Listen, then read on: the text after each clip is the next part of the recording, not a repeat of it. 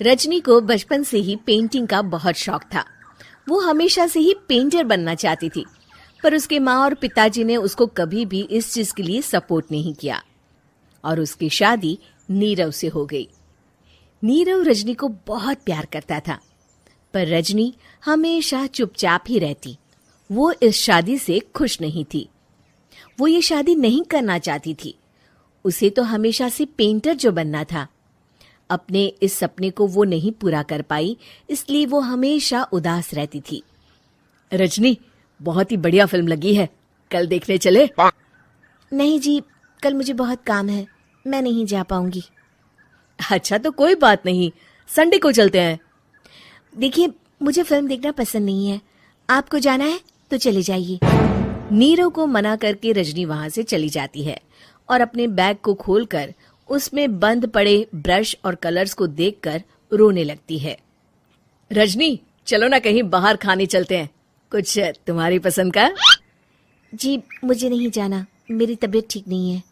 रजनी वहां से चली जाती है। नीरव को समझ नहीं आता कि रजनी उससे इतना दूर क्यों रहती है। वो जब भी उसके साथ वक्त बिताना चाहता है, रजनी कोई ना कोई बहाना बना देती है। एक दिन घर पर कोई नहीं था। रजनी घर का सारा काम जल्दी से खत्म कर लेती है। घर पर अकेले होने के कारण वो सोचती है कि वो आज पेंटिंग करेगी। वो अपने कमरे में जाकर पेंट ब्रशेस और कलर्स निकालकर जैसे ही कलर मिक्स कर रही होती है कि दरवाजे पर बेल बज जाती है। अब कौन आ गया इस वक्त? इतनी मुश्किल से तो मुझे पेंट करने का मौका मिला है। रजनी दरवाजा खोलती है तो उसकी सास अपनी सहेलियों के साथ खड़ी होती है और सब घर के अंदर आ जाते हैं। अरे बहू, सबको शरबत बनाकर पिला दे, बाहर तो बड़ी गर्मी है। उफ। जी। रजनी पेंट ना कर पाने से उदास हो जाती है। उसे गुस्सा भी आ रहा होता है कि उसने इस शादी के लिए हाँ क्यों कह दी। वो रसोई में जा रही होती है कि उसकी सास उसे रोकती है। बहू, सबके खाने का भी इंतजाम कर लेना, आज का लंच तो ये सब यहीं करेगी। हाँ। रजनी बिना कुछ कहे रसोई में चली जाती है। सबके लिए खाना बनाती है। सब खाना खाते हैं और रजनी घड़ी देखती है कि ये सब कब जाएंगे ताकि वो अपनी पेंटिंग कर सके। जब शाम होती है तब सब चले जाते हैं अपने घर। अरे बहू, सब तेरे खाने की तो बहुत तारीफ कर रहे थे, सबको बहुत अच्छा लगा खाना। आपको मुझे सुबह बताना चाहिए था ना कि आपकी सहेलियां आ रही है।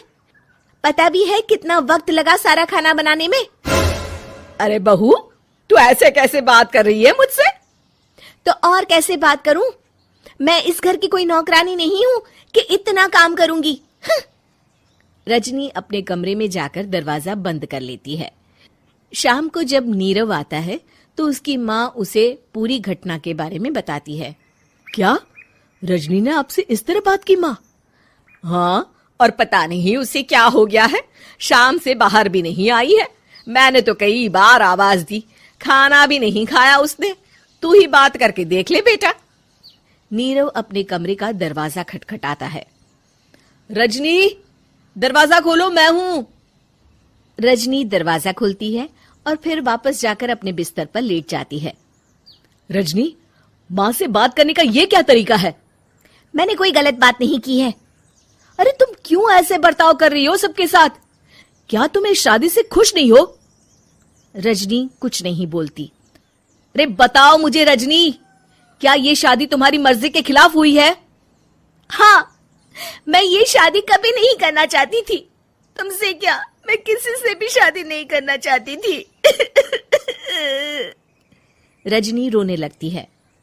चुप हो जाओ रजनी, बताओ मुझे, तुम क्यों नहीं करना चाहती थी शादी?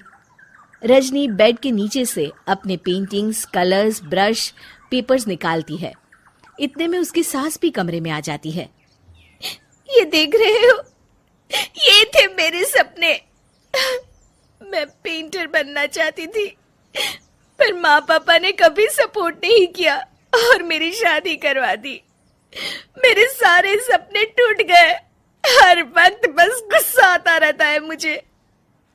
मैं जानती हूँ कि आप लोगों की इसमें कोई गलती नहीं है, पर मैं क्या करूं, मुझे समझ में नहीं आता।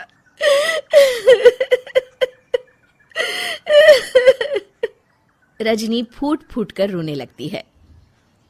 मुझे माफ कर दीजिए, आप दोनों के साथ मैं बहुत बुरा बर्ताव कर रही हूँ। अरे रजनी बेटा, चुप हो जाओ तुम। नीरव पानी लेकर आता है। ये लो पानी पियो और शांत हो जाओ। रजनी पानी पीती है और उसकी सास पेंटिंग्स देख रही होती है। अरे नीरव, हमें तो पता ही नहीं था कि हमारी बहू कलाकार है। अरे कितनी अच्छी पेंटिंग्स बनाई है, देखो तो। ये वाली तो मैं अपने कमरे में ले जाऊंगी। आपको ये पेंटिंग्स अच्छी लगी? अच्छी नहीं, बहुत अच्छी लगी। और तुमने हमें बताया क्यों नहीं? तुम जब चाहे पेंटिंग कर सकती हो रजनी। हम तुम्हारे सपनों को पूरा करने में तुम्हारा पूरा साथ देंगे। हाँ बेटा, हम कला की कद्र करते हैं।